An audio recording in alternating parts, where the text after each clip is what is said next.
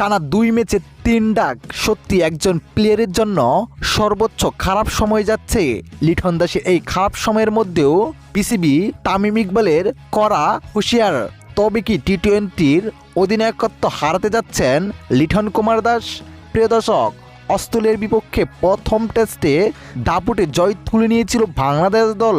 তবে প্রথম ম্যাচে ডাক মারলেও সেটা এত প্রকাশ হয়নি লিটন দাসের।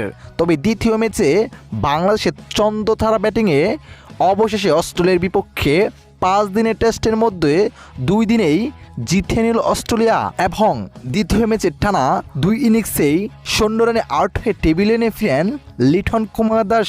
তার এমন খারাপ সময়ে আরও একটি খারাপ সময় যুক্ত করলেন তামিম ইকবাল, যেখানে বাংলাদেশ এমন হারার পর তিনি সরাসরি জানিয়েছেন টি-20-র অধিনায়ক খুব তাড়াতাড়ি পরিবর্তন হতে যাচ্ছে এবং লিটন কুমার দাস খুব তাড়াতাড়ি অধিনায়কত্ব ছেড়ে দিবে, এমনটাই নিশ্চিতভাবে জানিয়েছেন বাংলাদেশ ক্রিকেট বোর্ডের সভাপতি তামিম ইকবাল খান।